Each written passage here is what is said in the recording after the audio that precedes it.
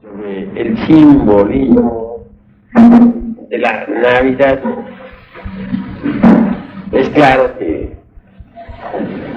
este es un evento maravilloso sobre el cual urge meditar profundamente.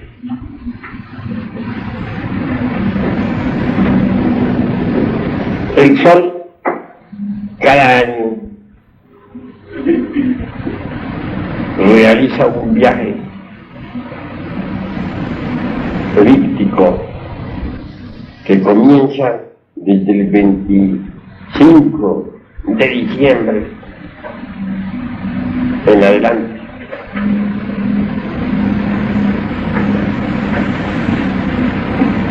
Luego regresa otra vez hacia el Polo Sur, hacia la zona donde está la Antártida. Por eso, precisamente, vale que reflexionemos en su honda significación. Por estos tiempos comienza el frío aquí en el norte, debido precisamente a que el sol se está alejando hacia las regiones australes. Y el 24 de diciembre el sol habrá llegado al máximo en su viaje hacia el sur.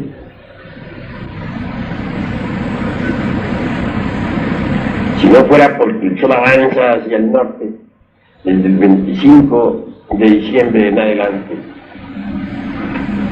moriríamos de frío. La tierra entera se convertiría en una mole de hielo y perecería realmente toda criatura, todo aquello que tenga vida. Así pues, bien vale la pena que reflexionemos en el acontecimiento de Navidad. El Cristo Sol debe avanzar para darnos su vida. Y en el equinoccio de la primavera se crucifica en la tierra. Entonces madura la uva y el trigo. Es precisamente en la primavera cuando debe el Señor pasar por su vida, pasión, muerte, para luego resucitar. La Semana Santa y primavera. El sol físico no es más que un símbolo del sol espiritual, del Cristo Sol.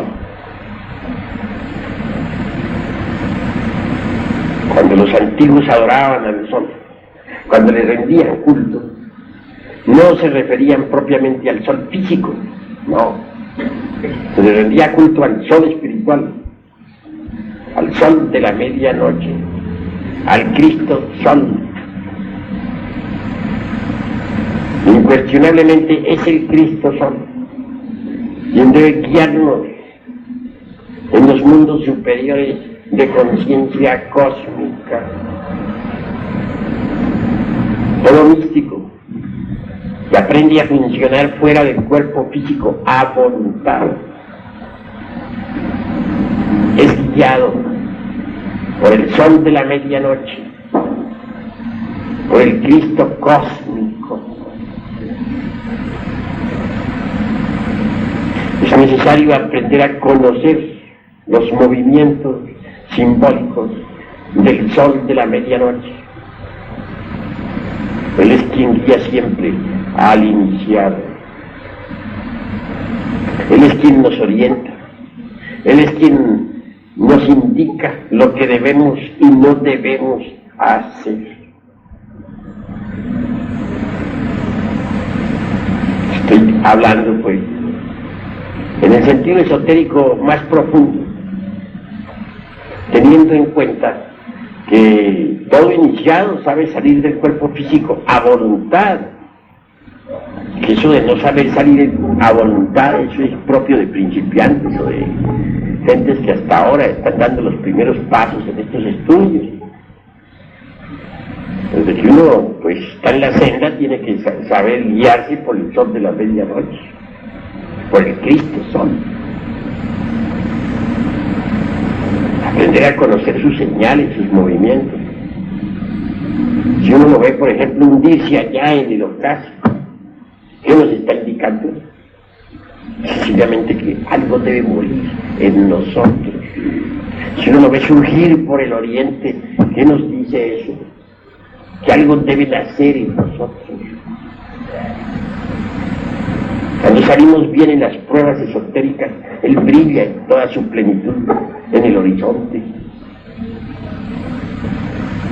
El Señor nos orienta en los mundos superiores. Y uno tiene que aprender, pues, a conocer sus señales.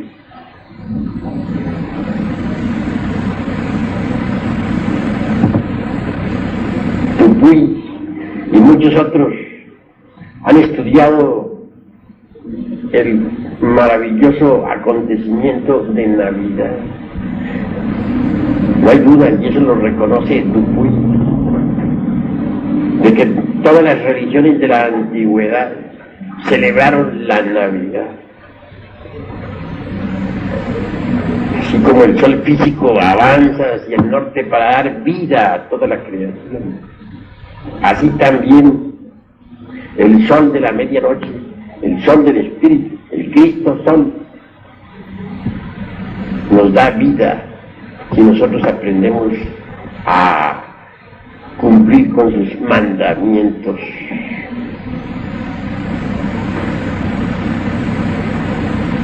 En las Sagradas Escrituras,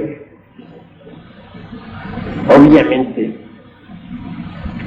se habla del acontecimiento solar y hay que saberlo entender entre líneas. Cada año se vive en el macrocosmos todo el drama cósmico del Sol. Cada año, repito. Téngase en cuenta que el Cristo Sol debe crucificarse cada año en el mundo, vivir todo su drama de la vida, pasión, muerte, para luego resucitar en todo lo que es, ha sido y será, es decir, en todo lo creado. Así es como todos recibimos la vida del Cristo Sol. También es cierto que cada año el Sol al alejarse por las regiones australes nos deja aquí en el norte tristes, pues Él va a dar la vida a otras partes. Las noches largas de invierno son fuertes, tiempo de Navidad, los días son cortos y las noches largas. Vamos reflexionando en todo esto y conviene que entendamos lo que es ciertamente el drama cósmico. Si hace necesario que en nosotros también nazca el Cristo Sol. Él debe nacer en nosotros. En las Sagradas Escrituras se habla claramente de Belén y de un establo donde Él nació. Ese establo de Belén está dentro de nosotros mismos, aquí y ahora. Precisamente en este establo interior moran los animales del deseo, todos esos yoes pasionarios que cargamos en nuestra psiquis. Eso es ahora. Belén mismo es un nombre esotérico.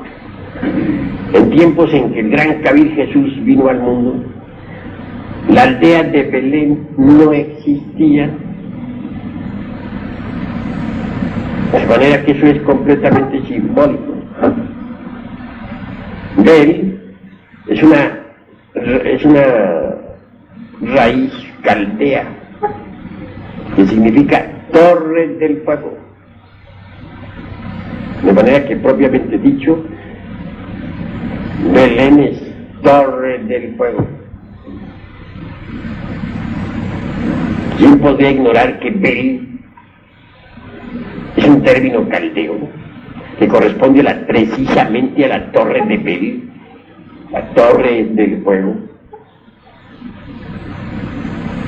Sí, pues Belén es simbólico, completamente. Cuando el iniciado trabaja con el fuego sagrado, cuando el iniciado elimina de su naturaleza íntima los agregados psíquicos, cuando de verdad está realizando la gran obra, indubitablemente ha de pasar por la iniciación venusta.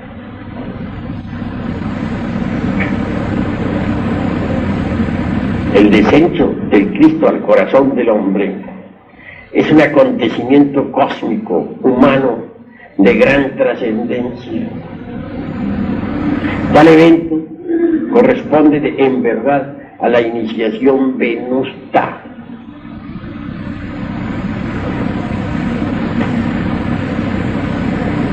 Desafortunadamente, no se ha entendido realmente lo que es el Cristo. Muchos suponen que el Cristo exclusivamente fue Jesús de Nazaret, y están equivocados. Jesús de Nazaret como hombre, o mejor dijéramos, Yeshua ben Pandirá, como hombre, recibió la iniciación venusta, lo encarnó. Mas él no es el único que haya recibido tal iniciación. Hermes Trismegisto, el 3 veces grande Dios Ibis de todos, también lo encarnó. Juan el Bautista, a quien muchos consideraban como el Cristo, el ungido, incuestionablemente recibió la iniciación venusta, lo encarnó. Los gnósticos bautistas aseguraban que en la Tierra Santa, que el verdadero Mesías era Juan, y que Jesús era tan solo un iniciado que había querido seguir a Juan. Habían por esos días disputas entre los bautistas y los gnósticos esenios y otros. Así pues que debemos entender al Cristo como es, no como una persona, no como un sujeto. El Cristo está más allá de la personalidad, del yo y de la individualidad. El Cristo en esoterismo auténtico es el Logos solar, representado por el sol. Ahora comprenderemos por qué los incas adoraban al sol, los náhuatl le rendían culto al sol, los mayas lo mismo, los egipcios idénticamente, etc. No se trata de la adoración a un sol físico, no, sino a lo que se oculta tras de ese símbolo físico. Obviamente se adoraba era el Logos solar, al segundo Logo. Ese Logos solar es unidad múltiple perfecta. La variedad es unidad. En el mundo del Cristo cósmico,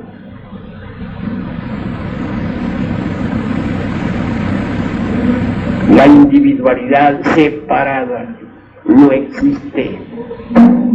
En el Señor todos somos uno.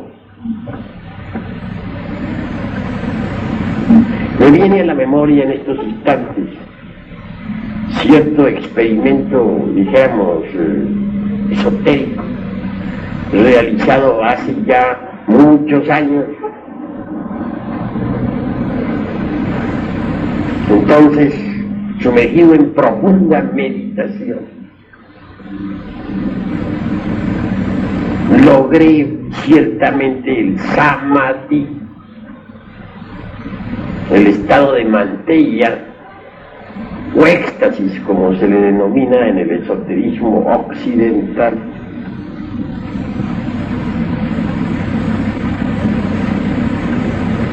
Deseaba yo por aquella época saber algo sobre el bautismo de Jesús el Cristo. Pues bien sabemos que Juan le bautizó. Fue profunda el estado de abstracción.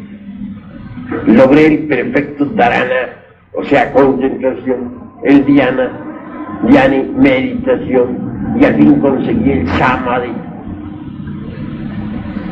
Yo me atrevería a decir que fue un mahasamadhi, porque abandoné perfectamente los cuerpos físico, astral, mental, causal, búdico y hasta el átmico. Conseguí pues retrotraer mi conciencia en forma íntegra hacia el logos.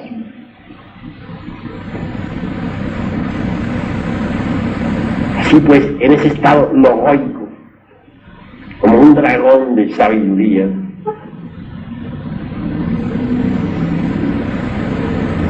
hice la correspondiente investigación. De inmediato me vi en la Tierra Santa,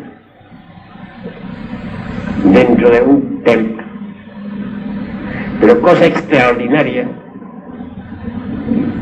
me vi a mí mismo convertido en Juan el Bautista, con una vestidura sagrada. Vi cuando a Jesús lo traían con su vestidura blanca, su túnica blanca. Dirigiéndome a él, le dije: Jesús, desvístete de tu túnica, de tu vestidura, porque voy a bautizar. Después saqué de entre un recipiente un poco de aceite de ese de olivos, le conduje al interior del santuario, lo ungí con aceite, le eché agua, recité los mantras o ritos. Posteriormente ya el maestro se sentó en su silla aparte. Yo guardé todo nuevamente, lo puse en su lugar y di por terminada la ceremonia. Pero yo me vi a mí mismo convertido en Juan. Claro, una vez pasado el éxtasis, Shabbat, le dije: ¿cómo va a ser posible que yo sea Juan el Bautista? Ni remotamente, yo no soy Juan el Bautista. Me quedé bastante perplejo, dije: voy a hacer ahora otra concentración, pero ahora no me voy a concentrar en Juan, voy a concentrarme en Jesús de Nazaret. Entonces escogí como motivo de la concentración al gran maestro Jesús. El trabajo fue largo, dispendioso. La concentración se fue haciendo cada vez más profunda. Pronto pasé del dharana, concentración, al dhyani, meditación. Y el dhyani pasé posteriormente al samadhi, o sea, al éxtasis. Un nuevo esfuerzo supremo me permitió desvestirme de los cuerpos físico, astral, mental, causal, búdico, átomico, hasta retrotraer mi conciencia, absorberla en el mundo del logos solar. Y en tal estado, queriendo saber sobre el Cristo, Jesús, me vi a mí mismo convertido en el Cristo Jesús, haciendo milagros y maravillas en la Tierra Santa, curando a los enfermos, dando vista a los ciegos, etcétera, etcétera, etcétera. Y por último, me vi vestido con la vestidura sagrada, llegando ante Juan en aquel templo. Entonces Juan se dirige a mí, le dice: Jesús, quítate tu vestidura porque voy a bautizarte. Se cambiaron los papeles, ya no me vi convertido en Juan sino en Jesús, y recibí el bautismo de Juan, tal como lo he dicho. Pasado el sábado y regresado al cuerpo físico, vine perfectamente a evidenciar con toda claridad que en el mundo del Cristo cósmico todos somos uno. Si hubiera querido meditar en cualquiera de ustedes allá en el mundo del Logos, me hubiera visto convertido en cualquiera de ustedes, viviendo la vida de ustedes. Es que allí no hay individualidad, ni personalidad, ni yo. Allí todos somos el Cristo, allí todos somos Juan, allí todos somos el Buda, allí todos somos uno. En el mundo del Logos no existe la individualidad separada.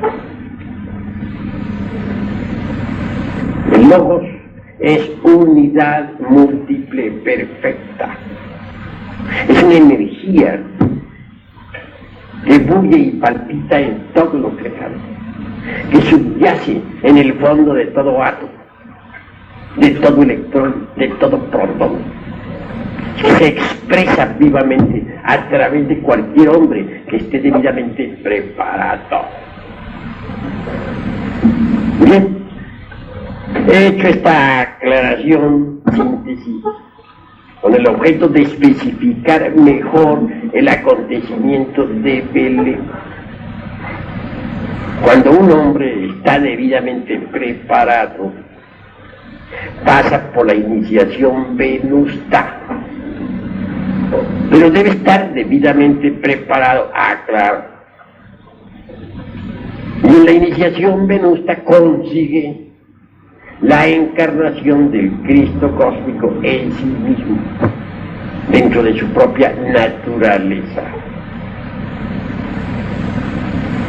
Inútilmente habría nacido Jesús en Belén si no naciera en nuestro corazón también. Inútilmente habría muerto y resucitado en la Tierra Santa si no muere y resucita en nosotros también. Esa es la naturaleza del Salvator salvante. El Cristo íntimo debe salvarnos, pero salvarnos desde adentro, a todos nosotros mismos, a todos nosotros. Quienes aguardan la venida de Jesús de Nazaret para un remoto futuro están equivocados. El Cristo debe venir ahora desde adentro. La segunda venida del Señor es desde adentro, desde el fondo mismo de la conciencia. Por eso está escrito lo que Él dijo: si oyereis que a alguien diciendo en la plaza pública está el Cristo, no creáis. Y si os dijeren está allí en el templo predicando, no creáis. Porque es que el Señor no vendrá esta vez desde afuera, sino desde adentro. Vendrá desde el fondo mismo de nuestro corazón, si nosotros nos preparamos. Pablo lo aclara diciendo: de su virtud tomamos todos gracia por gracia. Entonces, hay documentación. Si uno se estudia cuidadosamente a Pablo de Tarso, veremos que rara vez alude él al Cristo histórico. Cada vez que Pablo de Tarso habla sobre Jesucristo, se refiere al Jesucristo interior, al Jesucristo íntimo, que debe surgir desde el fondo de nuestro espíritu, de nuestra alma. En tanto un hombre no lo haya encarnado, puede decirse que posee la vida eterna. Solo Él puede sacar a nuestra alma del Hades. Solo Él puede verdaderamente darnos vida y dárnosla en abundancia. Así pues, debemos ser menos dogmáticos y aprender a pensar en el Cristo íntimo. Eso es grandioso. Todo el simbolismo relacionado con el nacimiento de Jesús es alquimista y cabalista. Se dice que 3 reyes magos vinieron a adorarle, guiados por una estrella. Ese pedazo no se podría entender francamente si no se supiera alquimia, porque es alquimista. ¿Cuál es esa estrella? ¿Cuáles son esos reyes magos? Yo les digo a ustedes que esa estrella no es otra que la del sello de Salomón,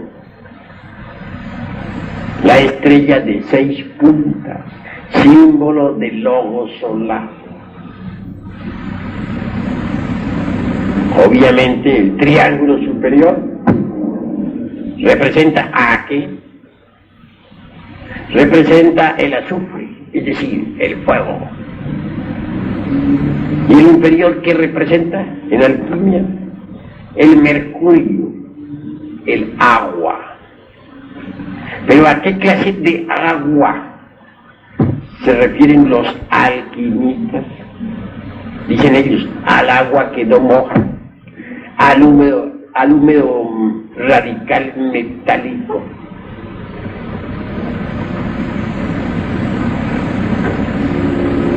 En otros términos, al Lexiogejari, al esperma sagrado. Indubitablemente mediante la transmutación de las secreciones sexuales se elabora esa agua extraordinaria. Las aguas puras de Amrita, el mercurio de la filosofía secreta. Bien vale la pena que nosotros meditemos en el sello de Salomón. Ahí tienen ustedes el triángulo superior, representación vívida del azufre, y el inferior, representación vívida del mercurio. Quiere decir que el fuego sagrado, el fuego del Espíritu Santo, debe en nosotros fecundar a la materia caótica para que surja la vida. Debe fecundar al mercurio de la filosofía secreta. Indubitablemente resulta un poco difícil entender la cuestión de la estrella de Belén si no apelamos al sello de Salomón y a la alquimia. Repito, el mercurio es el alma metálica del esperma sagrado. El azufre es el fuego sagrado del Kundalini en el ser humano. Entendido eso, podemos aclarar algo más. Debe el azufre fecundar al mercurio, que con el mercurio fecundado por el azufre podemos fabricar los cuerpos existenciales superiores del ser. De manera que si no entendiéramos esto, no entenderíamos tampoco el sello de Salomón, ni la estrella pues que apareció a los reyes magos. Aquí tenemos para mejor explicación los 3 mercurios.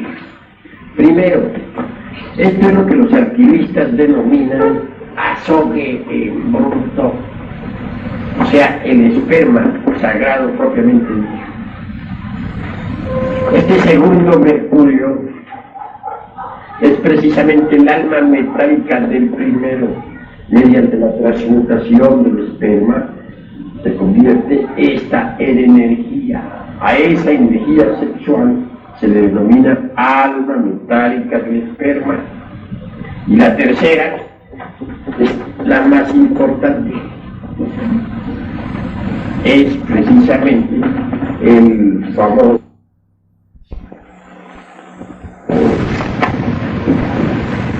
un poco complicadito y difícil de entender, pero si ustedes ponen atención podrán siquiera forjarse una idea. Me piden que les explique lo que es la Navidad y tengo que explicarla como es o no explicarla. Incuestionablemente, lo primero que tenemos es el asombro bruto, el esperma sagrado. Segundo, la energía sexual, resultado de la transmutación del esperma. Tercero, el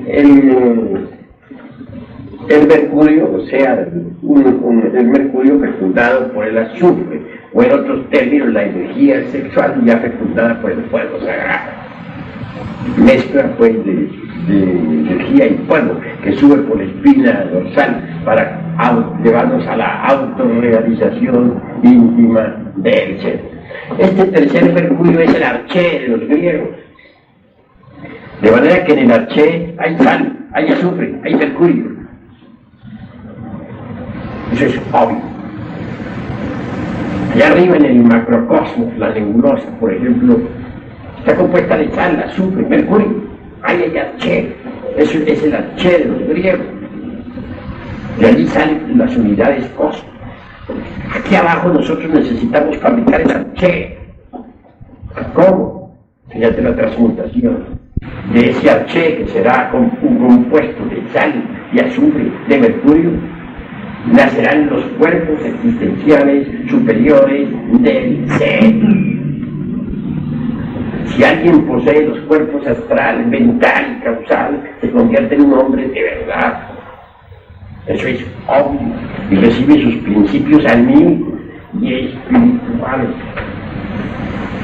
Claro, en principio no tenemos sino el asombro bruto que hay que transmutarlo. Es decir, las expresiones sexuales que hay que transmutarlas, sublimarlas, convertirlas en energía. Esa energía se denomina mercurio, alma metálica del esperma. Esa energía sube por los cordones espermáticos hasta el cerebro. Posteriormente, esa energía une sus polos positivo y negativo en el coxis, cerca del tribenio, y entonces surge el fuego. Fuego hace fecunda a tal energía. Fuego mezclado con tal energía sube por la médula espinal hasta el cerebro.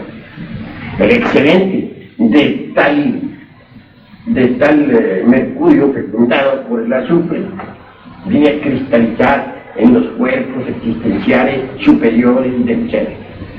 Primero se formará el cuerpo astral, segundo se formará el cuerpo de la mente y tercero se formará el cuerpo causal. Cuando alguien posee los cuerpos astral, mental y causal, recibe sus principios anímicos y espirituales. Es decir, se convierte en un hombre de verdad. Sí, pues, eso es indispensable. Pero crear los cuerpos existenciales superiores del ser es una cosa, y llevarlos a la perfección es otra cosa diferente. Incuestionablemente, la sal, el azufre y el mercurio es la base de todo. Donde quiera haya materia, hay sal. Toda materia se reduce a la sal, y toda sal puede ser convertida en oro. Así pues, los cuerpos existenciales superiores del ser vienen a ser una mezcla de sal, azufre y mercurio. La sal de cualquiera de esos cuerpos, mediante la acción combinada del azufre y del mercurio, se convierte en oro. Convertir tales cuerpos en oro, en vehículos finos de oro, sería lo indicado. Y esa es la gran obra. Pero no se podría realizar tal prodigio si no recibiera uno una ayuda extra. Esa ayuda maravillosa consiste en la Navidad del corazón. Debe nacer el Cristo del corazón del hombre para que se pueda realizar esa gigantesca labor. ¿Cuál es la de transformar los cuerpos existenciales superiores y terciarios en vehículos de oro puro? Ahora bien, situémonos en cualquier vehículo de estos, el cuerpo astral. Imaginemos a una persona que tiene un cuerpo astral. Uno sabe que tiene un cuerpo astral cuando puede usarlo, cuando puede moverse con él consciente y positivamente, cuando puede viajar de un planeta a otro con el mismo. Imaginemos una persona que tiene ese cuerpo astral, pero que está trabajando para convertirlo en un vehículo de oro puro, es decir, que quiere perfeccionarlo. No podrá hacerlo sin eliminar el mercurio seco, es decir, los yoes, y el azufre arsenicado, es decir, los átomos sanguinolientos de la lujuria. Obviamente necesitará ayuda. Si consigue eliminar el mercurio seco y el azufre arsenicado o azufre venenoso, entonces su cuerpo astral se convertirá en un vehículo de oro. La labor es difícil. Afortunadamente el Cristo íntimo interviene y ayuda a eliminar todo ese mercurio seco y ese azufre venenoso o arsenicado. Y al fin, como resultado de su trabajo, el vehículo se convierte en un cuerpo de oro. Mas antes de convertirse el cuerpo astral en un vehículo de oro precioso, forzosamente tendrá que pasar por varias etapas. La primera está simbolizada por el color negro, por el cuervo negro, dado por Saturno. ¿Por qué? Porque el iniciado habrá de entrar en un franco trabajo de muerte. Tendrá que eliminar, destruir, desintegrar todos los elementos inhumanos que lleva en su cuerpo. Y eso es fuerte, poder único. Hasta conseguir el color blanco, que es fundamental. Obviamente ese color blanco está representado por la paloma blanca. A los iniciados de Egipto se les ponía el taf, o sea, la vestidura de lino blanco, para representar pues la castidad, la pureza. Después, el tercer símbolo es el águila amarilla. Recibe el iniciado el derecho a usar la túnica amarilla. En el cuarta fase del trabajo, el iniciado pues recibe la púrpura. Cuando recibe la púrpura, ya su cuerpo astral ha quedado convertido en un vehículo de oro puro, de la mejor calidad. El jefe de todo ese trabajo alquimista es precisamente el Cristo íntimo. Los sabios dicen que la sal, el azufre y el mercurio son los instrumentos pasivos de la gran obra. Lo más importante, dicen ellos, es el magnés interior. Ese magnés citado por Paracelso no es otra cosa sino el Cristo íntimo. Señor, él debe realizar en verdad toda la gran obra. He citado como ejemplo el cuerpo astral, pero idéntica labor hay que hacer con cada uno de los cuerpos existenciales superiores del ser. Tal labor, sin el magnés interior de la alquimia, sería algo más que imposible. Por eso es que, incuestionablemente, al comenzarnos la gran obra, debe encarnar a Cristo íntimo. Él nace en el estado de nuestro propio cuerpo. Y dentro tenemos todos los animales del deseo y las pasiones interiores. Él tiene que crecer, desarrollarse a través del ascenso de los grados, convertirse en un hombre entre los hombres, que se encargue de todos nuestros procesos mentales, volitivos, sexuales, emocionales, etcétera, etcétera, etcétera. Pasar como un cualquiera entre cualquiera. Siendo el Cristo un ser tan perfecto que no es pecador, sin embargo tiene que vivir como pecador entre pecadores, desconocido entre los desconocidos. Esa es la cruda realidad de los seres. Pero va creciendo, se va desarrollando. A medida que va eliminando en sí mismo los elementos indeseables que llevamos dentro. Es tanta su integración con nosotros mismos, se echa toda la responsabilidad sobre los hombres. Se ha convertido en un pecador como nosotros, siendo que él no es pecador. Sintiendo en carne y hueso las tentaciones, viviendo como cualquiera. Y así poco a poco, a medida que va eliminando los elementos indeseables de nuestro servicio, no como algo ajeno, sino como propio de él, se va desarrollando y desenvolviendo en el interior de sí mismo. Eso es precisamente lo maravilloso. Si no fuera así, sería imposible pues realizar la gran forma. Es el que tiene que eliminar todo ese mercurio seco y todo ese azufre venenoso para que los cuerpos existenciales y superiores del ser puedan convertirse en vehículos de oro puro, oro de la mejor calidad. Claro está. Los 3 reyes magos que vinieron a adorar al niño representan los colores de la gran obra. El primer color es el negro. Cuando estamos perfeccionando un cuerpo, repito, está simbolizado eso con el cuerpo negro de la muerte. Es la obra de Saturno, simbolizada por aquel rey mago de color negro. Entonces estamos pasando por una muerte, la muerte de todos nuestros deseos y pasiones, etcétera, etcétera, en el mundo astral. La paloma blanca sigue después, y es decir, el momento en que ya habiendo desintegrado todos los dioses del mundo astral, tenemos el derecho a usar la túnica de lino blanco, la túnica del Ptah egipcio, o la túnica de Isis. Claro, está representada, como dije, por la paloma blanca. Es el segundo de los reyes, el rey blanco. Se ha avanzado mucho hacia la perfección del cuerpo, hasta parecería el cuerpo, el color amarillo, en el mismo, y el derecho a usar la túnica amarilla.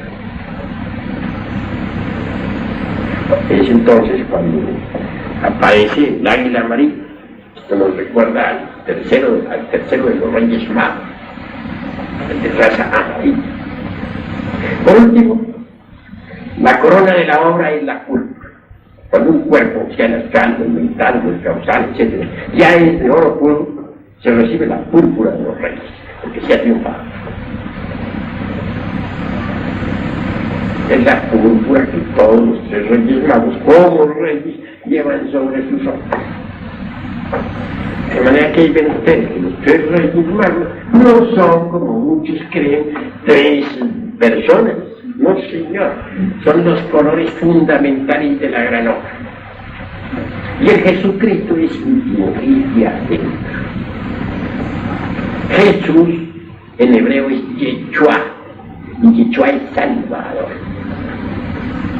Él como Salvador, nuestro Yeshua particular, tiene que nacer en este establo que llevamos dentro para realizar la gran obra.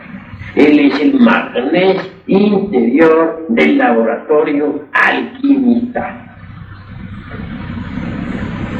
El gran maestro debe surgir pues en el fondo de nuestra alma, de nuestro espíritu. Lo más duro pues para el Cristo íntimo, cuando ha nacido en el corazón del hombre, Es precisamente eso del drama cósmico, su Via Cruz. En el Evangelio aparecen las multitudes pidiendo la crucifixión del Señor. Esas multitudes no son de ayer, de un remoto pasado, como suponen las gentes, de algo que sucedió hace 1975 años. No, señores, esas multitudes están dentro de nosotros mismos. Son nuestros famosos yoes. Dentro de cada persona habitan miles de personas. El yo odio, el yo tengo celos, el yo tengo envidia, el yo soy codicioso. Es decir, cuántos defectos tenemos. Y cada defecto es un yo diferente. Estoy hablando aquí de esta manera, de este modo, sencillamente porque veo que los hermanos que están aquí en su familia son ya instituciones. Habrá algunos visitantes, pero los visitantes no entienden lo que se discute. Pero en realidad, de verdad, como todos son de la institución, pueden hablar de este modo. Es claro que esas multitudes interiores que tenemos, que son nuestros famosos yoes, son los que gritan crucifixión, crucifixión. En cuanto a los tres traidores, ya sabemos que en el Evangelio crístico son Judas, Pilatos y Caifás. ¿Quién es Judas? El demonio del deseo. ¿Quién es Pilatos? El demonio de la mente. ¿Quién es Caifás? El demonio de la mala voluntad. Pero hay que aclarar un poquito, hay que especificar esto para que se vaya entendiendo. Judas, el demonio del deseo, cambia al Cristo íntimo por 30 monedas de plata. 3 más 0, 3. Esa es la adición cabalística. Es decir, lo cambian por cosas materiales, por la moneda, por los licores, por el lujo, por los placeres animales, etcétera, etcétera, etcétera. Lo vende. En cuanto a Pilatos, es el demonio de la mente. Ese siempre se lava las manos, nunca tiene la culpa, jamás. Para todo encuentra una evasiva, una justificación.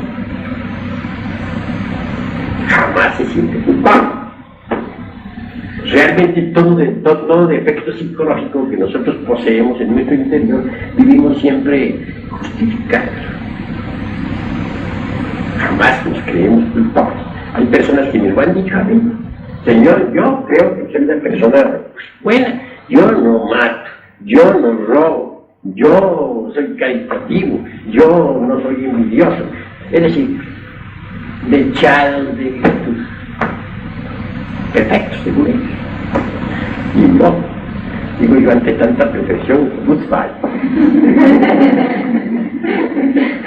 De manera que miremos las cosas como son en su crudo realismo.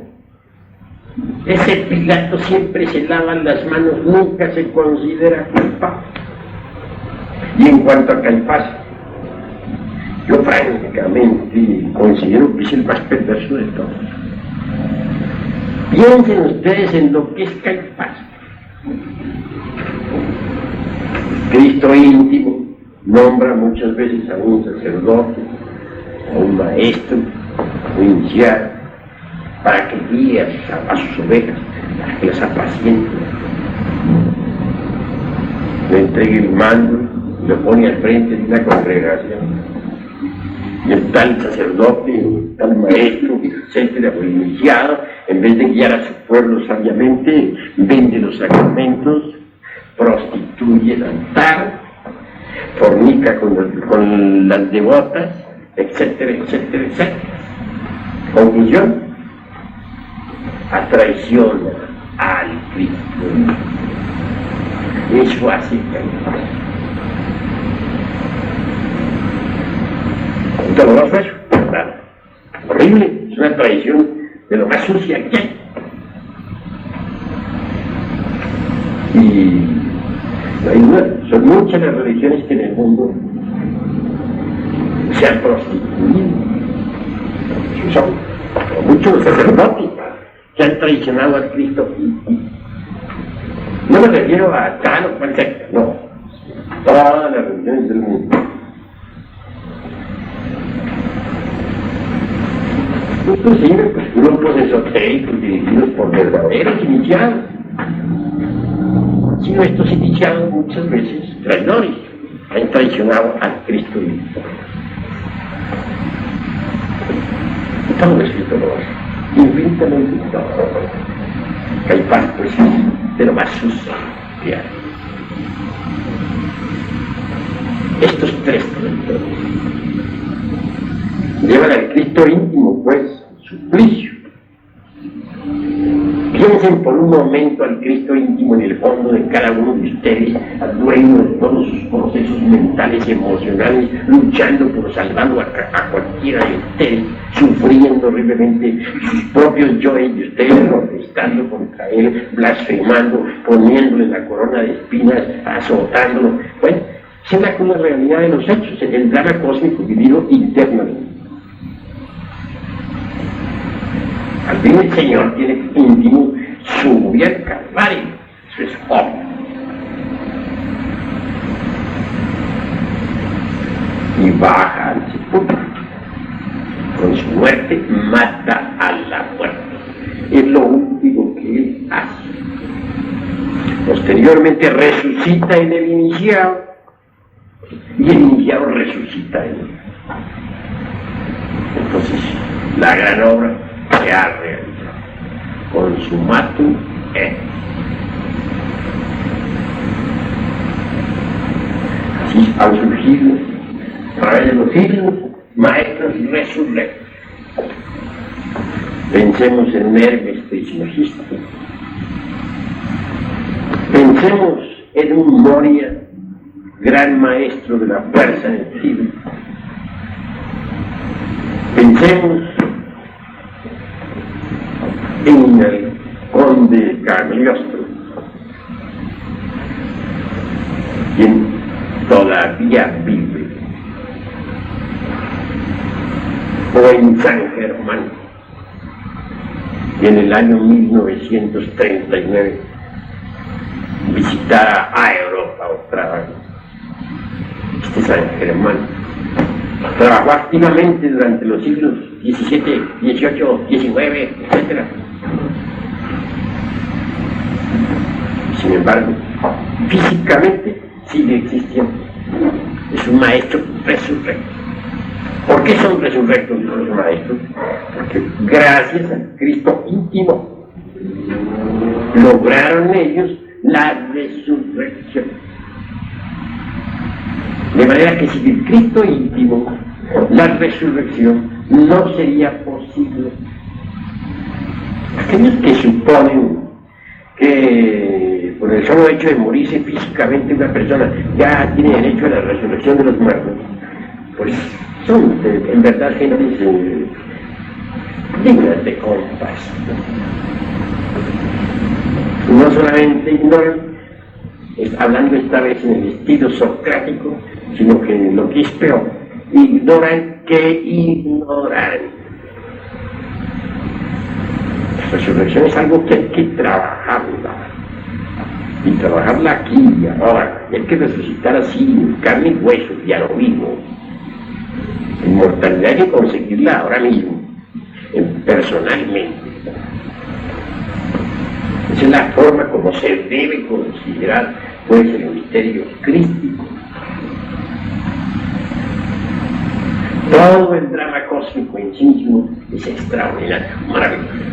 Y se inicia en verdad con la Navidad del corazón.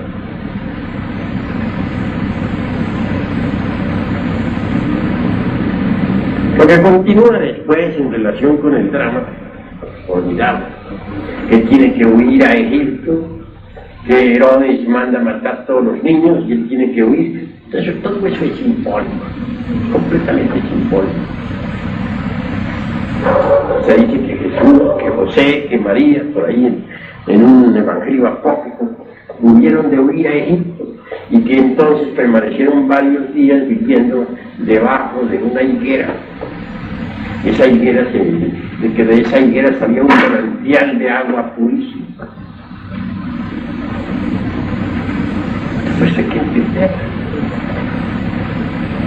Ceguera representa siempre al sexo, que se alimentaban de los frutos de ceguera, son de los frutos del árbol, de la ciencia, del bien y del mal. El agua que corría purísima, salía de ceguera, es nada menos que el mercurio de la filosofía secreta.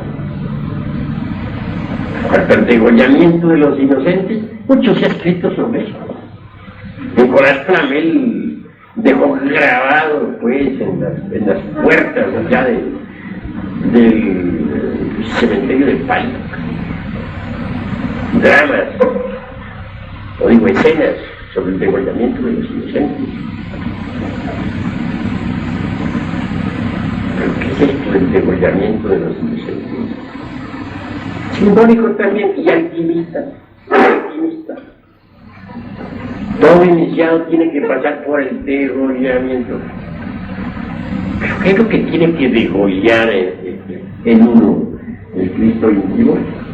Pues sencillamente deben degollar el ego, el yo, el sí mismo.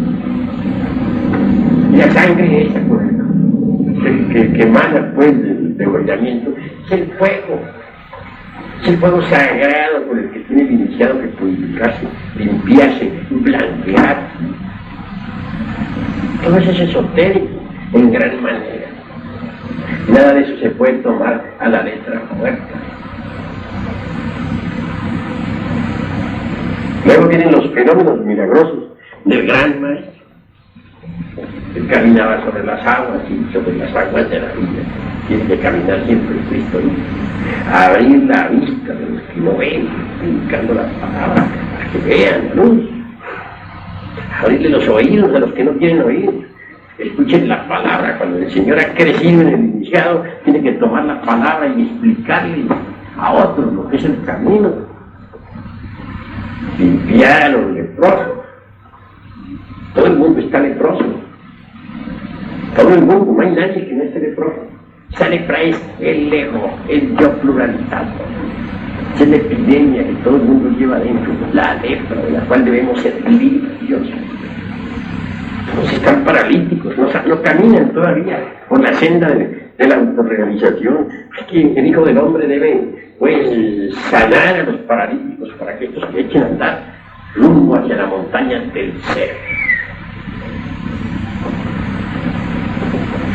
Hay que entender el Evangelio en una forma más íntima, más profunda. Eso no corresponde a un remoto pasado. Eso es para vivirlo dentro de nosotros mismos, aquí y ahora. Si nosotros vamos empezando a madurar un poquito, sabremos apreciar mejor el mensaje que el gran Caín Jesús trajo a la tierra. En todo caso, necesitamos pasar por 3 purificaciones a base de hierro y fuego. Los 3 clavos de la cruz significa eso. Y la palabra INRI dice demasiado. Sabemos que INRI esotéricamente es el fuego. Necesitamos pasar por las 3 purificaciones a base de hierro y fuego antes de conseguir la resurrección. De lo contrario, no sería posible lograr la resurrección. El que resucita se transforma radicalmente. Se convierte en un Dios hombre, en un hierofante de la talla de un Buda o de un Hércules o de un Quetzalcóatl. Pero hay que hacer la gran obra. Realmente no se podría entender los 4 evangelios si uno no estudiara alquimia y cábala, porque son alquimistas y cabalistas. Eso es obvio. Los judíos tienen 3 libros sagrados. El primero es el cuerpo de la doctrina, es decir, la Biblia. El segundo es el alma de la doctrina, el Talmud. donde está pues el alma nacional judía. Y el tercero es el espíritu de la doctrina, el Zohar, donde está toda la cábala de los rabinos.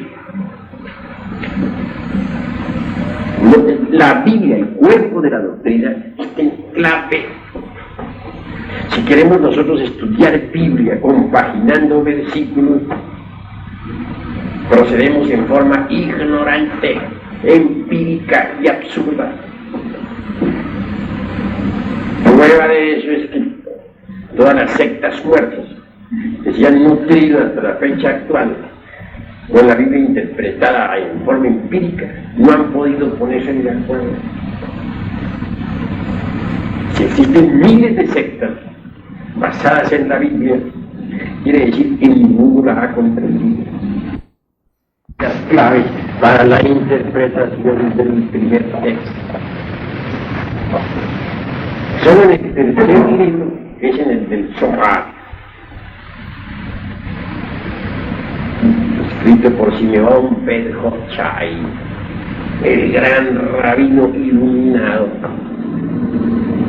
Hallamos las claves para interpretar la Biblia. Entonces es necesario abrir pues el Zohar. Si queremos saber algo sobre el Cristo, sobre el Hijo del Hombre, debemos estudiar el árbol de la vida.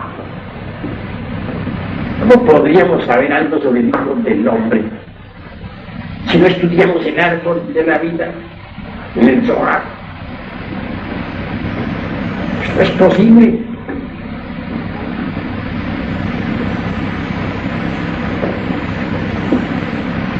Cuando uno estudia el árbol de la vida, tiene que ahondar en los 10 sefirotes de la cábala hebraica.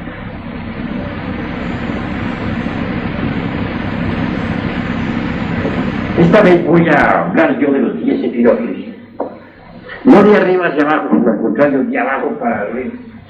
Porque como me decía en cierta ocasión a mí el conde San Germán, ahora nos toca a nosotros, en estos tiempos, trabajar de abajo para arriba.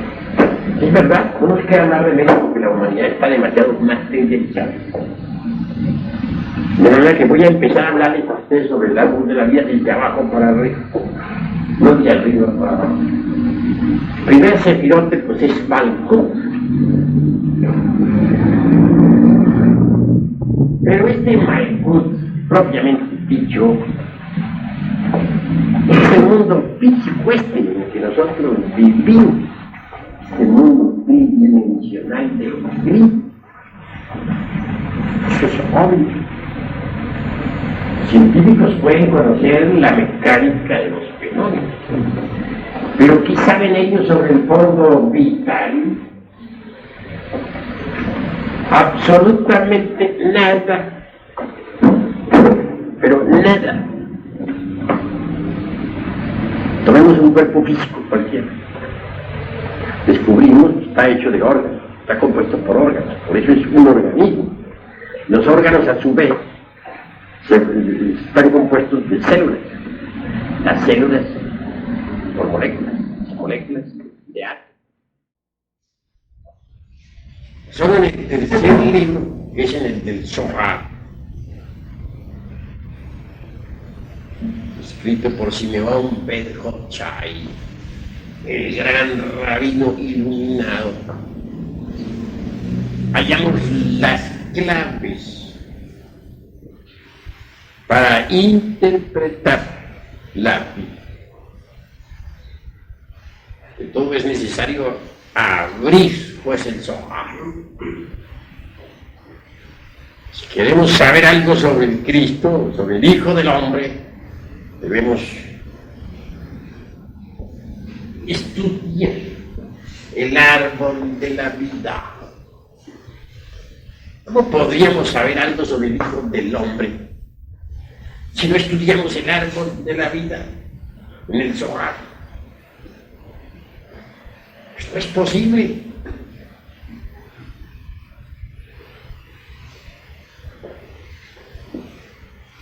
Cuando uno estudia el árbol de la vida,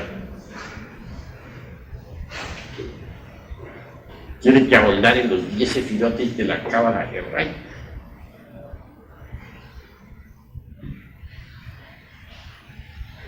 Esta vez voy a hablar yo de los 10 sefirotes, no de arriba hacia abajo, sino al contrario, de abajo para arriba.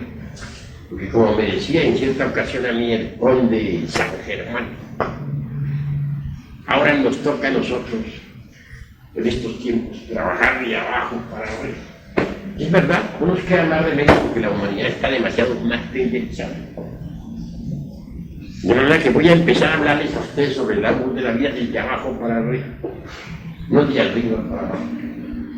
El primer sefirote pues es Malkut.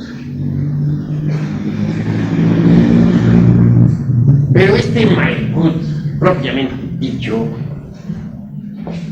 es el mundo físico en el que nosotros vivimos, este mundo tridimensional de los grillos. Eso es obvio. Científicos pueden conocer la mecánica de los fenómenos, pero ¿qué saben ellos sobre el fondo vital? Absolutamente nada, pero nada. Tomemos un cuerpo físico cualquiera. Descubrimos que está hecho de órganos, está compuesto por órganos, por eso es un organismo. Los órganos a su vez están compuestos de células, las células por moléculas, las moléculas de átomos, y si fraccionamos cualquier átomo liberamos energía. Los científicos pueden jugar, dijéramos, con la biomecánica de los fenómenos, pero no pueden crear vida. Imposible.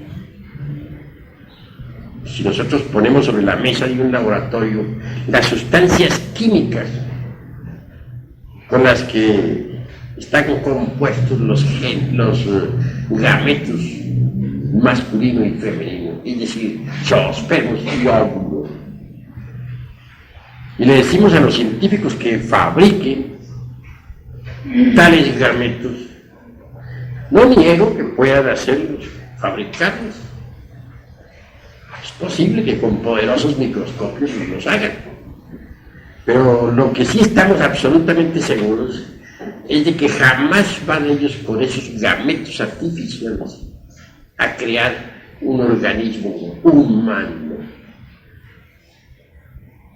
Se han creado cohetes que viajan a la luna, aviones supersónicos que han roto la barrera del sonido, pero no han sido los científicos capaces de crear una simple semilla vegetal artificial con posibilidades de germinación.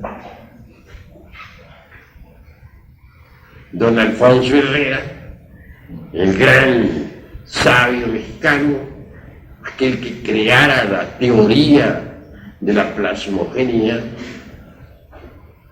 fabricó la célula artificial, pero fue una célula que nunca tuvo vida, una célula muerta. Se pueden pasar semillas, por ejemplo, de café de una tierra a otra tierra, correcto. También se puede pasar semilla de una persona a otra persona, hacer, dijéramos, inseminaciones artificiales. Todo eso es posible. Pero se está jugando ahí con lo que la naturaleza hizo. Porque vamos a ver si son capaces los científicos de fabricar esas semillas con posibilidades de convertirse en algo vivo. Eso nunca se ha visto, jamás se verá. Conclusión: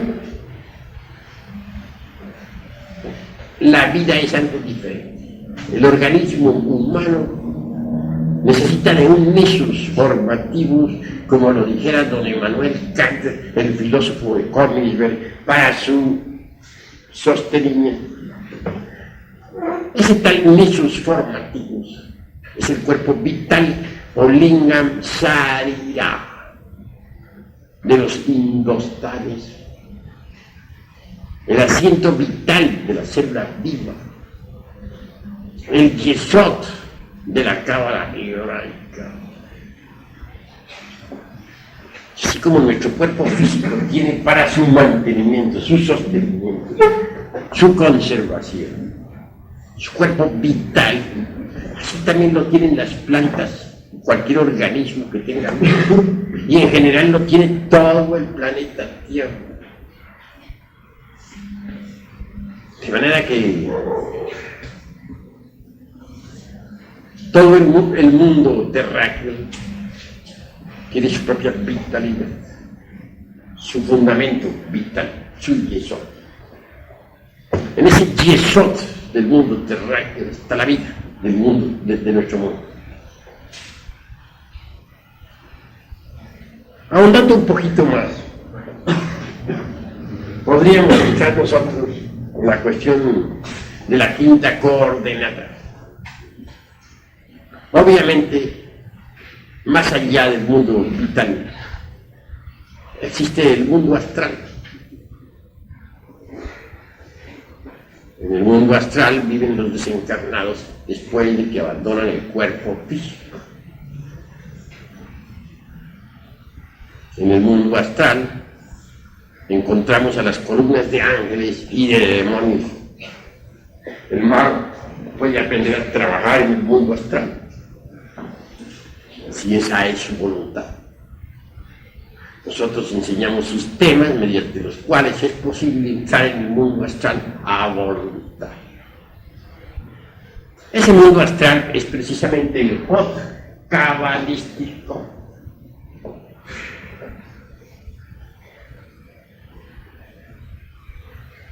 Más allá del mundo astral, encontramos el mundo de la mente cósmica, el famoso Netzach de los hebreos. La Tierra tiene mente. La mente cósmica o la mente planetaria está en todo lo que es, ha sido y será.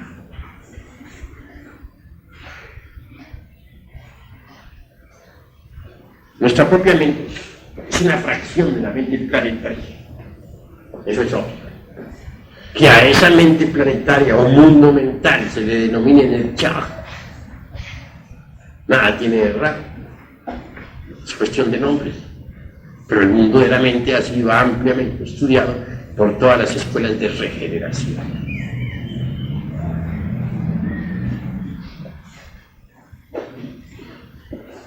Continuando pues en este análisis del árbol de la vida, entramos en el mundo de las causas naturales, el mundo causal.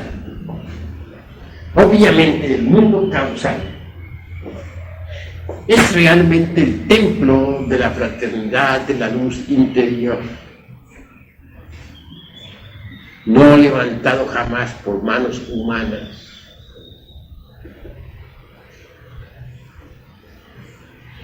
En el mundo causal encontramos nosotros las distintas corrientes de causación cósmica. Todo efecto tiene su causa, toda causa su efecto. Toda causa se transforma en efecto y el efecto a su vez se convierte en causa de un nuevo efecto. Así pues, las causas y los efectos están debidamente encadenados.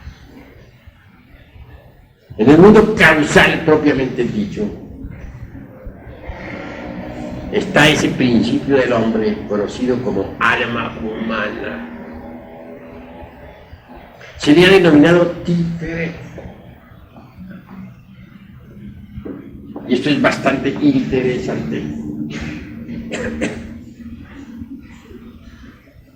El alma humana en sí es masculina. El alma espiritual es femenina. Pero en el mundo de Tiferet encontramos al alma humana, lo que tenemos de humano. Cuando el Cristo viene a darnos ayuda, el Cristo íntimo, obviamente habrá pues del de surgir en nosotros desde Tiferet, es decir, en el mundo causal, puesto que en el mundo causal están las causas de nuestros errores, y Él tiene que eliminar las causas de nuestros errores.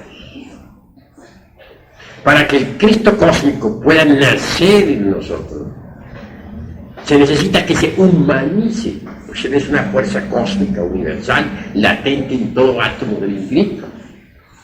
Para que se humanice, habrá de penetrar en el vientre de la divina Madre Kundalini. ¿Quién es Él? ¿Cómo podría entenderse eso? Pues dentro de nosotros está nuestro Padre, que está en secreto. También está nuestra divina Madre Kundalini. Al desdoblarse, pues, el eterno masculino divino en el eterno femenino, surge la Madre Divina. Ella recibe en su vientre al Logos cuando Él desciende de su elevada esfera. Y nace de ella. Por eso es que se dice de ella que es virgen antes del parto, en el parto y después del parto. Y es de ella que debe nacer ese niño, Jesús, ese Jesucristo íntimo, o Yeshua particular, que ha de venir a salvar. Él surge pues en el alma humana. Cuando alguien recibe la iniciación de Tiferet, él viene pues a expresarse en el alma humana, en el mundo causal. Surge de hecho desde allí, para poder eliminar las causas de los errores que están allí.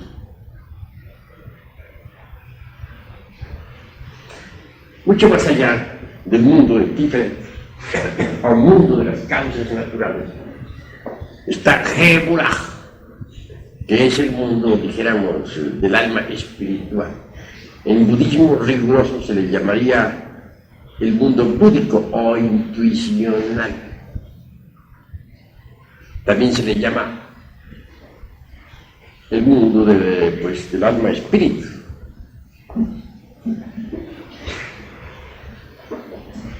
¿Qué es pues el budismo? En el budismo está nuestra alma espíritu, la Valquiria, la reina de los Ginas, Ginebra, aquella que a Lanzarote escanciara el vino entre las copas delicias de Sucra y de Manti. Recordemos nosotros a Dante cuando habla de las dos almas, la que trabaja y esa otra que se contempla en un espejo y que mira y todo. De manera que son dos almas, la una masculina y la otra femenina. Geburah también se le denomina el mundo del rigor, de la ley, de la justicia. Mucho más allá de ese Sefirot, encontramos pues al séptimo de los Sefirot, que es Gedulah. Se le dice también Chesed. Este Chesed es el mundo del íntimo, el mundo de Atman, el inefable. El testamento de la sabiduría antigua dice: antes de que la falsa aurora apareciera sobre la tierra, aquellos que sobrevivieron al huracán y a la tormenta alabaron al íntimo, y a ellos se les aparecieron los heraldos de la aurora.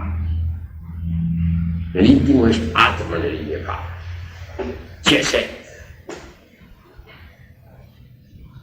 Sí, pues estos 7 Sefiros son, dijéramos, la manifestación. Mucho más allá de estos 7 Sefiros inferiores, vienen los Sefiros superiores. Binah. ¿Pero qué es Binah? Binah es el Espíritu Santo. Sí, el Espíritu Santo. En cada uno de ellos. El mundo del Espíritu Santo es formidable, maravilloso, extraordinario. Y más allá del mundo del Espíritu Santo está el mundo del Chomaj, o sea, el mundo del Logos, del Cristo Cosmo. Y muchísimo más allá está el mundo del Ketos, o sea, el mundo del anciano de los días. Nuestro Padre que está en secreto. Cada uno de nosotros tiene su Padre particular, individual. Hay tantos padres en el cielo cuanto gentes en la tierra, y aún más. Cada uno de nosotros tiene el suyo. Obviamente, nadie será capaz de ver al Padre y de platicar cara a cara sin morir. Es decir, primero tiene que morir el ego, no el cuerpo, sino el ego, para tener luego la dicha de ver al Padre y de platicar con Él frente a frente. De lo contrario, no sería posible. O por lo menos que si no ha alcanzado todavía el iniciado a morir totalmente, por lo menos se haya muerto si quiere el 90% para poder tener la dicha de ver al Padre y de platicar con Él cara a cara, personalmente. Él es la bondad de las verdades, lo oculto de lo oculto, la misericordia de las misericordias. Sí, pues, este es el árbol de la vida, los 10 sefirotes de la cábala hebraica. El Hijo del Hombre está en el sefirot de Tiferet. Ahí es donde está el Hijo del Hombre. Si miramos al Tiferet, vemos que es el quinto de los sefirotes. Es decir, está entre la mitad de los sefirotes de arriba y de los de abajo. Él tiene, como Hijo del Hombre que es, en el alma humana tendrá que expresarse y tendrá que reunir a los sefirotes de abajo y a los de arriba, integrarlos en sí mismo para transformarse realmente en el Adán carnal, es decir, en el Adán celeste, en el Adán solar. Cuando eso se haga, estaremos perfectos, convertidos en dioses terriblemente divinos, más allá del bien y del mal. Pero si en el Cristo le viene a manifestarse el Tiferet, no sería posible llegar a tan tremendas alturas.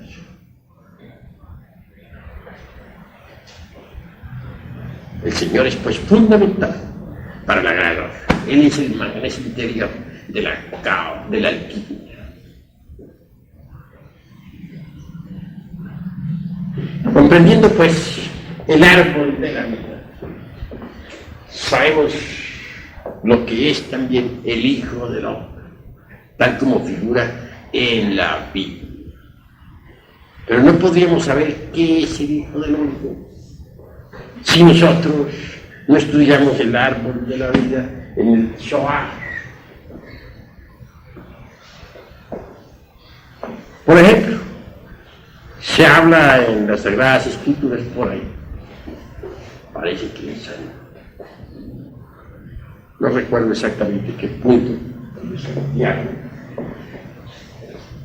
del Hijo del Hombre. Dice que aquel que negare al Hijo del Hombre, ese es anticristo. Obviamente que sí es, porque el que niega al Hijo del Hombre, expresándose aquí o sea, al alma humana, que lo niega en su expresión como alma humana, aquel materialista que niega al alma humana, que priva al ser humano de la posibilidad de tener alma humana, aquel como un Carlos Marx, que con su dialéctica materialista le quita a la humanidad los valores eternos, obviamente se convierte en anticristo, porque si el Cristo se expresa a través del diferente, el que se manifiesta en contra del diferente, el alma humana o principio causal, el que niegue esa alma, el materialista, es anticristo. De manera que el anticristo de la falsa ciencia, este parche, actualmente vive sobre la faz de la tierra.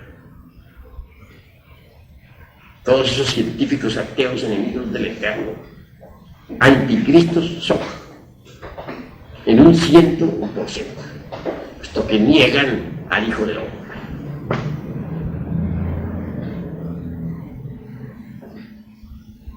Reflexionemos en toda esta cuestión, mis queridos hermanos, para que vayamos entendiendo lo que es el Cristo íntimo y la Navidad del corazón.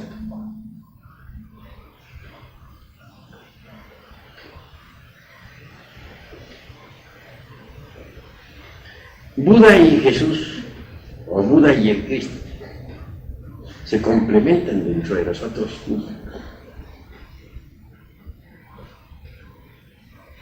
Les narraba yo a ustedes alguna vez el caso, un caso insólito.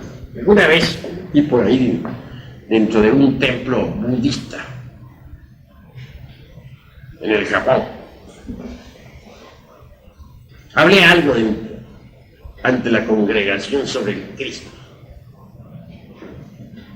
Se produjo naturalmente un rumor entre todos los monjes, puesto que estaba yo en pleno monasterio budista.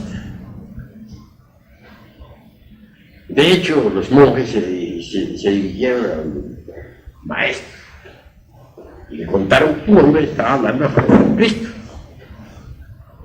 Yo esperaba que aquel monje viniera furioso contra mí, con palos, quién sabe qué más. No, pero afortunadamente nada sucedió. Me dijo, ¿cómo es que usted aquí en un templo budista habla a favor del Cristo? Explique. Entonces le respondo, con el profundo respeto que esta congregación merece, me permito decirles que el Cristo y el Buda se complementan. Entonces bien, por asombro, y aquel maestro asintió así y dijo, así es, Cristo y Buda se complementan. Y lo afirmó ante todos los monjes. Luego me habló con un koan para darme a entender que el Cristo y el Buda son dos factores íntimos que uno lleva en su interior. Hizo traer un hilo con el cual me ligó primero el dedo pulgar derecho, después el dedo pulgar izquierdo. Yo entendí el koan, porque estoy acostumbrado a la dialéctica de la conciencia. Quiso decirme con eso que el Cristo y el Buda están ligados dentro de nosotros mismos. Son dos aspectos de nuestro mismo ser. Y esto se lo puedo a ustedes explicar, mejor dicho, explicar a la luz precisamente del árbol de la vida. El Buda, naturalmente, está formado por estos dos principios, el Buda. Chesed y Geburah. En lenguaje rigurosamente teosófico diríamos Atma Buddhi. Ese es el Budo o Buda interior. Y en cuanto al Cristo, veámoslo aquí en Chomaj, el Cristo. De manera que el Cristo, a través del linaje, que es el sexo, viene a quedar conectado con el Buda, que es Chesed Geburah. Partes de nuestro propio ser, Cristo y Buda. Entonces, el porvenir esotérico religioso de la humanidad en el mañana tendrá indudablemente lo mejor del esoterismo crístico y lo mejor del esoterismo budista. Es decir, el esoterismo budista y el esoterismo crístico tienen que integrarse, fusionarse. Son dos partes de nuestro propio ser. Gautama, el Buda Sakyamuni, vino a enseñarnos realmente la doctrina de Chesed Geburah, es decir, la doctrina del íntimo, la doctrina del Buda interior. Y en cuanto a Yechua Benpandira, vino a enseñarnos la doctrina del Cristo. Chomaj es el Cristo, vino a enseñarnos esa doctrina para el alma humana, la doctrina del Tiferet, la doctrina del Cristo íntimo, la doctrina del Cristo íntimo. Gautama nos trajo la doctrina del Buda íntimo y Jesús de Nazaret nos trajo la doctrina del Cristo íntimo. Cada uno de ellos nos trajo algún mensaje de nuestro propio ser. Así pues, Cristo y Buda se complementan, están dentro de nosotros mismos. Eso es obvio. Entendidas estas cuestiones, mis queridos hermanos, bien vale la pena pues, trabajar por llegar a uno algún día a recibir la iniciación Venusta, es decir, la iniciación de diferencia, la Navidad del corazón.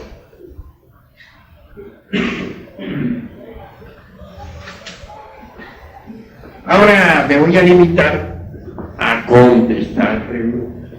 Cada uno de ustedes puede preguntar con la más entera libertad. Lo que no hayan entendido, pregunten y yo les voy a explicar. A ver. ¿Por qué dicen que Dios tiene un centésimo? ¿Un qué? Un centésimo. Un centésimo, ¿no? Viene siendo que uno tenga función. Pues la gente le suma y resta tanto, ¿no? Pero realmente si coge el centésimo 1 más 0 da 1. El nombre del eterno Dios vive, desconocido. Obviamente, no podemos nosotros representar a Dios de cualquier manera. Hay dos unidades. La primera es la unidad inmanifestada. La llamaríamos nosotros así.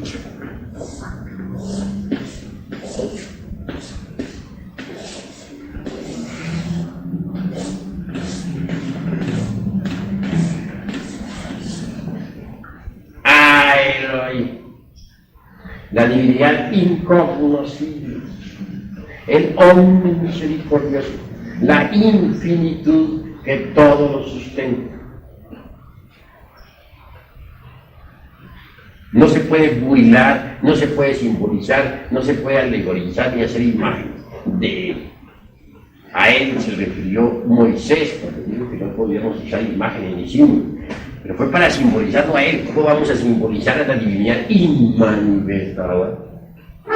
Incognoscible, ¿de qué modo? ¿De qué manera? Sí es incognoscible. Pero a la segunda unidad sí se le puede alegorizar.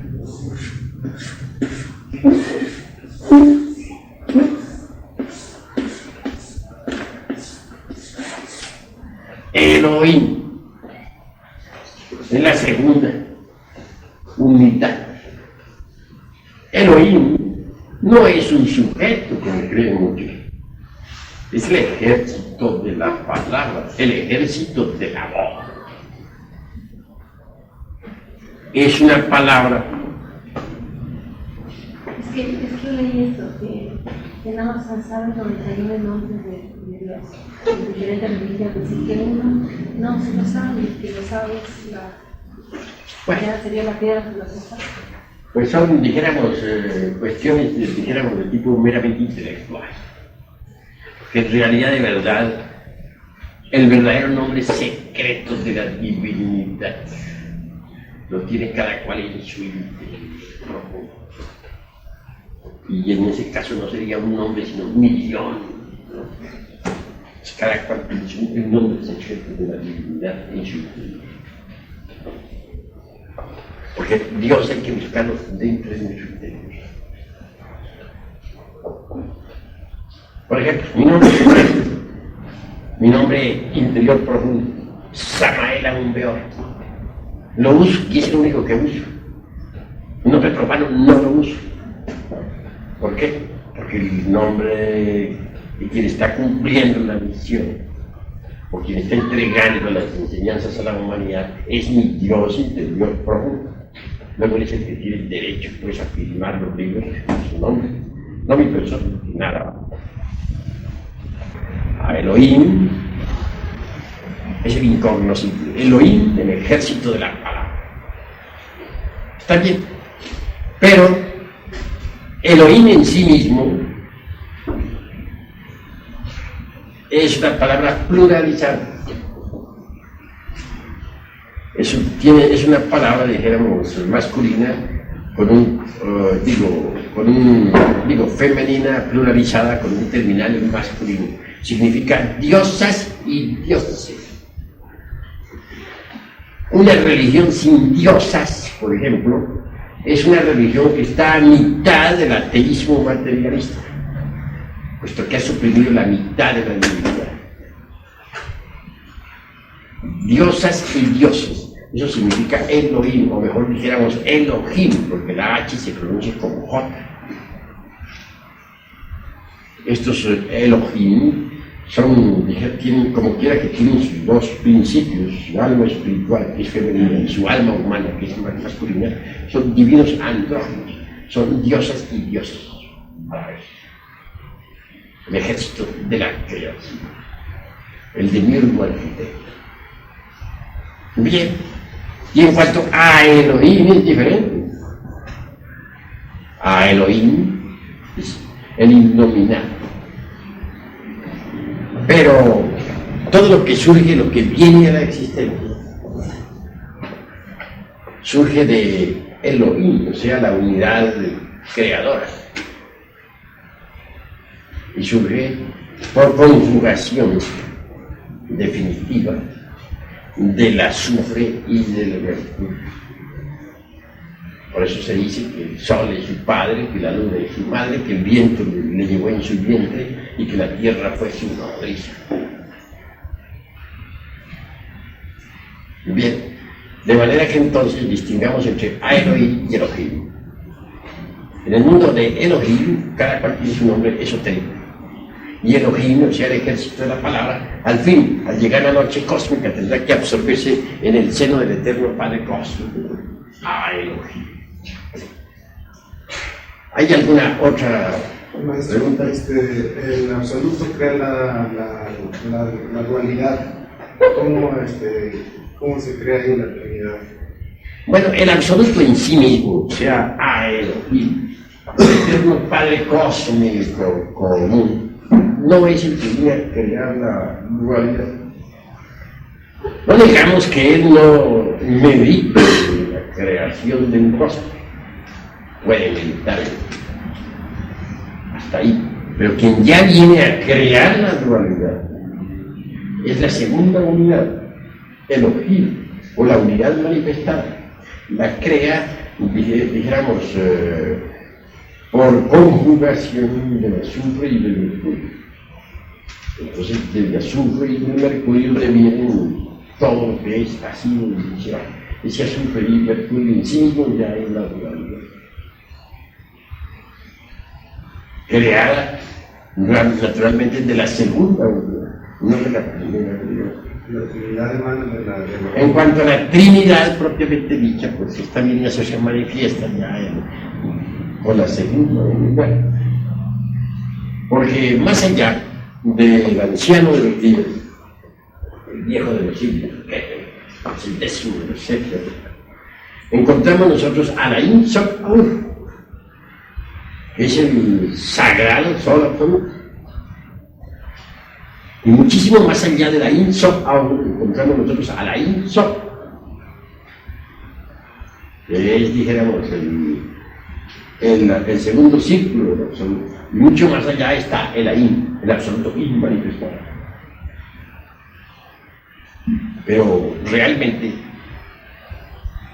lo que hay más allá de ahí, lo que se esconde tras ahí, o sea, el eterno Padre Cósmico, no podría jamás crear la Trinidad, ¿no? Durante la manifestación de la Ein Sof, se viene el desdoblamiento de la Ein Sof Aur, y luego, en la Ein Sof y luego en la Ein Sof Aur.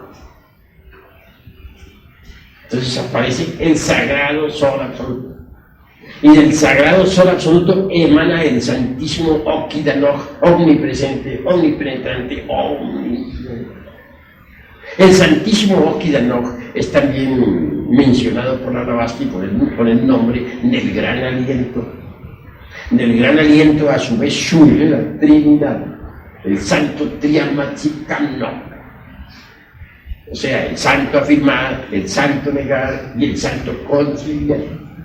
El santísimo Okidanoj, aunque penetre en los mundos, no queda involucrado en los mismos. Y para poder crear, tiene que desdoblarse los tres elementos fundamentales, que son el santo afirmar, el santo negar y el santo conciliar. Así es como surge la tribu, que Jehová y una Padre, Hijo y Espíritu Santo, positivo o negativo, ¿no? Pero esa trinidad emana del Santísimo Cuidador. El Santísimo Cuidador emana del Sagrado Sol Absoluto. No emana directamente de la unidad inmanifestada, sino de la unidad ya manifestada. Así hay que entender. ¿Alguna otra pregunta, hermano? A ver. Si Dios hizo los mundos, ¿por qué no hizo? Bueno, tú estás partiendo de un Dios antropomórfico. Ese Dios de que tú estás partiendo no existe. ¿A cuál Dios te refieres? A ese monigote que pintan algunas sectas muertas. Eso no tiene existencia, eso es una fantasía, ¿no? Pensemos nosotros en la unidad manifestada.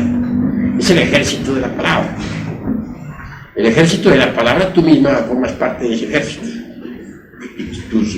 La parte superior tuya en el árbol de la vida, que es el Keter de la cábala hebraica, o partícula divinal en ti, es un fragmento, pues, de la gran unidad manifestada, que no es un individuo ni tiene cabeza ni pies, sino el océano coesencial con el espacio, la vida libre, su movimiento.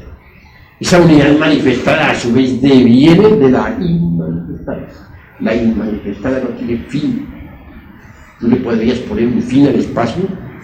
Pues es el espacio mismo. ¿Dónde vas tú a marcar un fin al espacio? De manera que si pensamos así, entenderás mejor. Pero si me hablas de un Dios allá, un caballero con una barba hasta el ombligo, sentado en un trono de blasfemia, lanzando rayos y truenos contra este triste hormiguero humano, pues francamente no te lo acepto. A ese chico, con relación a ese, podrías decir cuando él tiene ese monigote, claro está, a conocerlo, ¿no? Un tiranuelo así, habría que agarrarlo de acá, de las barbas, ¿no? Ese no existe, ese es una fantasía. Hay que empezar por comprender que nosotros somos tan solo, en el fondo ya más profundo de nuestro ser, somos partículas del gran océano de la vida y de la charla. Y eso es todo. Así sí se debe entender a Dios. De ese modo, no en forma antropomórfica. El antropomorfismo ese ha causado muchos daños. Muchos rusos, algunos de esos astronautas rusos, precisamente que navegaron allá en el espacio, en los famosos cohetes, Apolo, los famosos cohetes rusos, dijeron: ¿dónde está Dios? No le hemos encontrado por aquí, por ninguna parte. ¿Por qué? Pues se le enseñó a la humanidad esa idolatría. Se le enseñó que Dios es un caballero por allá, sentado en un trono de tiranía, lo cual es falso. ¿Alguna otra pregunta? Habló de los 3 reyes magos que simbolizaban 3 aspectos, 3 fases de la obra, de diferente color. Dijo primero el negro, ¿verdad? Luego el blanco, luego el amarillo, y después estaba la corona de Pluto. El manto de Jesús. Es que Nicolás Flamel nada más habla de 3 colores, o sea, el negro, el blanco y el rojo. Él dice eso, que lo diga. Centimorgios dice otra cosa. Y en cuanto a Raimundo Lulio otra. Yo por mi parte acepto los 4 colores fundamentales por experiencia directa. El primero es el negro, corresponde a Saturno, fuerte. Cuando uno está eliminando, por ejemplo, supongamos del cuerpo astral, eliminando lo que no sirve de ese cuerpo, el mercurio seco, los yoes. El segundo color es el blanco, cuando ya uno ha logrado blanquear ese cuerpo por haber eliminado los yoes. El tercero, el amarillo, ya recibe uno la túnica amarilla, ya esperanza, se está para terminar la gran obra. El cuarto, la púrpura, cuando ya aquel cuerpo astral se ha convertido en un vehículo de oro puro. Así pues, los colores fundamentales, dígalo Nicolás Flamel, no lo diga, son los 4: negro, blanco, amarillo y rojo. También serán las 4 rosas herméticas. Bueno, también se le puede simbolizar con 4 rosas herméticas. Así es. Se le podría simbolizar también con el trébol de 4 hojas. Pero obviamente en el Evangelio está muy bien simbolizado con los 3 reyes magos. Por último llevan ellos la púrpura, está el 4º color, púrpura de los reyes. Y al fin y al cabo, en síntesis, toda la gran obra que un hombre tiene que realizar para llegar de verdad a poseer la piedra filosofal pasa por esos 4 colores. Se alegorizan siempre con el cuervo negro de Saturno, que es la muerte, con la paloma blanca, el Espíritu Santo, con el águila amarilla y con el faisán rojo. ¿Y esto está escrito en hebreo? ¿Cómo? Esos nombres son en hebreo. Ahí están en hebreo. Son los mismos mundos o regiones de que hablan los teósofos, de que hablan las escuelas pseudo-sacrosistas, de que hablan las escuelas yoguistas, de que hablan las escuelas de Japón, etcétera, etcétera, lamas, etcétera. Pero aquí están ya, a la luz del árbol de la vida. Hay 2 árboles.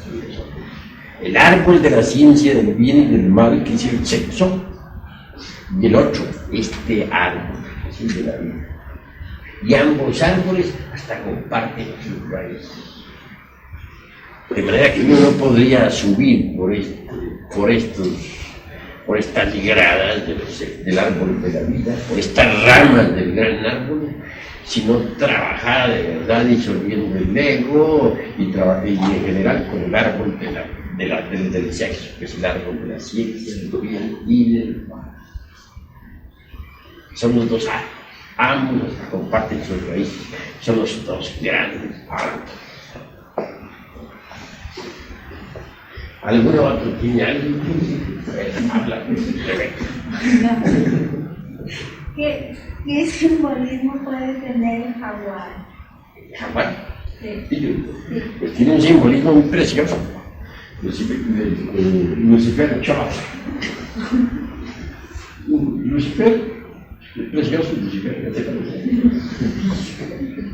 Bueno, sí, Lucifer representa, es una reflexión del logos dentro de nosotros mismos, aquí y ahora.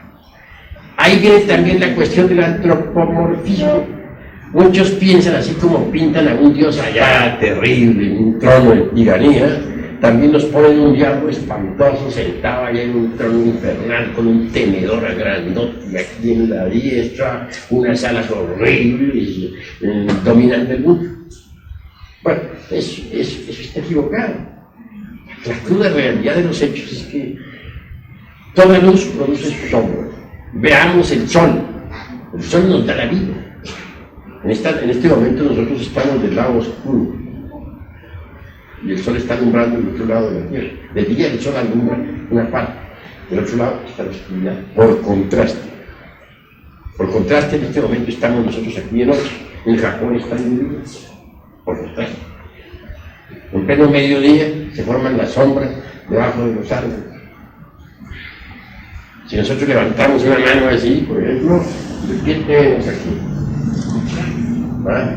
Sí. No es muy bonito con esto, ¿verdad? Véalo, obsérvelo. El diablo. Este símbolo es muy bonito. Padre, Hijo y Espíritu Santo, 3 personas distintas y un solo Dios verdadero. Pero reflejado en la pared, ¿cómo les parece? No se podría brillante. Sí, claro, es el diablo. De manera que Lucifer no es más que la sombra de Dios, la sombra del logos dentro de nosotros. Por hecho, nuestro logos interior profundo, el Cristo íntimo, proyecta su sombra dentro de nosotros. Y esa sombra es útil, la necesitamos. Léanse ustedes la Divina Comedia del Dante y verán ustedes cómo Virgilio y Dante bajaron por la escalera de Lucifer. Cada pelo de la escalera del cuerpo de Lucifer parecía una viga, por ahí iban bajando y por ahí subieron también hasta llegar arriba donde está el Gólgota. Eso es simbólico. Lucifer es escalera para bajar, Lucifer es escalera para subir. El Cristo se disfraza de Lucifer para servirnos de escalera y sacarnos del abismo, llevarnos a la luz. ¿Verdad que hay que mirar a Lucifer ahora desde un punto de vista nuevo? Este Lucifer realmente es más que la reflexión del Logos dentro de nosotros mismos, su sombra, y útil además. Dan impulso sexual. Ese impulso es rebelde de por sí, es por luciférico. Si uno es capaz de controlar ese impulso animal, entonces transmuta el esperma en energía, comienza la gran obra y le gana una batalla a Lucifer. Cada vez que uno logra pues dominar el impulso animal, sube un peldaño por la escala de Lucifer. Y así va uno subiendo de peldaño en peldaño hasta que salga arriba, autorrealizado y perfecto. De manera que Lucifer le sirve a uno de escalera para subir. Y viceversa, si uno quiere bajar, no queda más remedio que bajar por la escalera de Lucifer. En cuanto al tigre, Chorot, Lucifer, es el símbolo precisamente de Lucifer, el agua. Así hay que saber. Los caballeros tigres son hombres que estaban luchando precisamente por su autorrealización, luchando contra la lengua animal. Originalmente los caballeros tigres fueron iniciados. ¿Alguna otra pregunta, Esteban? A ver. No me entenderían acerca del simbolismo de la estrella. Pues el simbolismo de la estrella está claro y vivo. Obviamente, este triángulo representa al azufre y el otro al mercurio.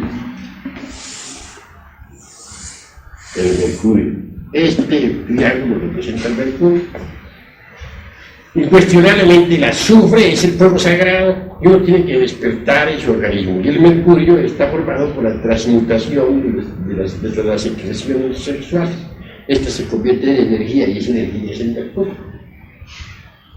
Y toda la gran obra hay que hacerla a base de azufre y de mercurio. Sin el azufre y el mercurio no se consigue realizar la gran obra. Esa es la cruda realidad de los hechos. Ahora, perdón que le interrumpa, es que ellos no están en el movimiento y otros se traen otra, por eso no saben qué es el arcano, ellos no saben qué es el arcano. Bueno, tendríamos que explicarles, tendría que estudiar las obras y pasar a por sucesivas explicaciones para poder llegar a entender esto. Yo más o menos lo entiendo. ¿Ah? ¿Cómo? Yo más o menos lo entiendo. Mejor. Aquí vemos pues que la estrella de Salomón habla por sí sola. Tiene 6 puntas que son masculinas. Y las 6 ondas entradas entre punta y punta son femeninas. Total se descomponen 12 rayos. Esos 12 rayos a su vez vienen a cristalizar en las 12 constelaciones del zodiaco. Es el símbolo del Logos, la estrella de Salomón, rey. Y la misma piedra filosofal viene a ser una mezcla pues, de azufre y mercurio, sal. Es salina. Y ahí en sí misma contiene al azufre y al mercurio. De manera que todo el trabajo de la gran obra se fundamenta en el azufre y el mercurio. Los cuerpos existenciales superiores del ser hay que crearlos.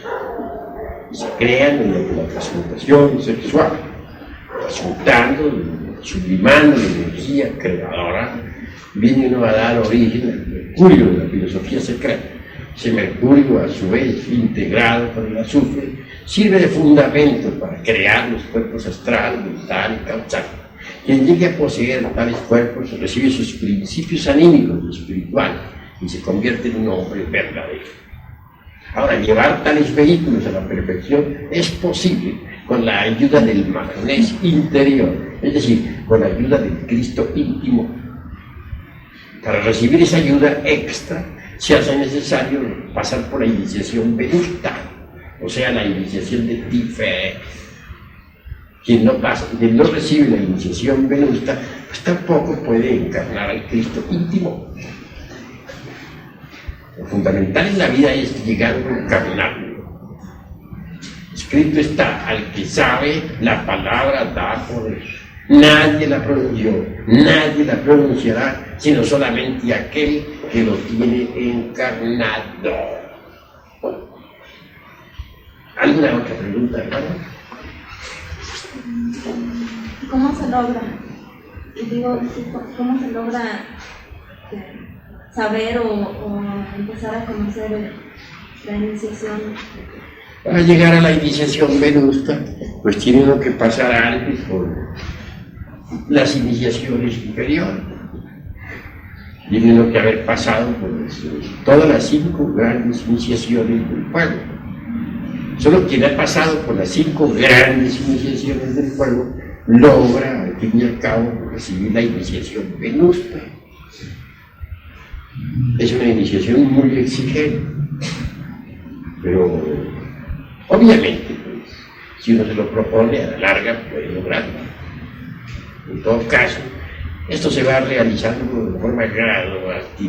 Tiene uno que empezar por el principio, por ser un buen discípulo, antes de poder aspirar a ser un maestro. ¿Alguna otra pregunta, hermanos? A ver, que no quede ninguno con las dudas.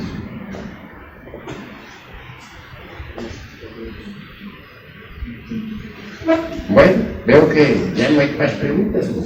Eso sí, los que tengan que preguntar, pregunten antes de que cerremos el tema.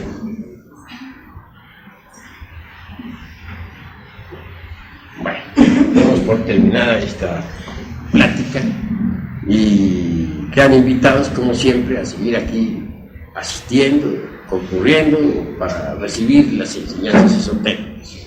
Quienes no habían venido antes, de hecho, están invitados a estos. Bien vale la pena conocer el camino que ha de llevarle a uno a la autorrealización íntima del ser. A nosotros lo único que nos interesa es la autorrealización íntima del ser, nada más nos interesa. Aquí no buscamos nada más ni queremos nada más. La autorrealización, vamos a eso. El que quiera autorrealizarse, pues, estudia a fondo pues todo el cuerpo de la doctrina y entre por la práctica. Bueno, hemos terminado pues con esta parte. Fácil.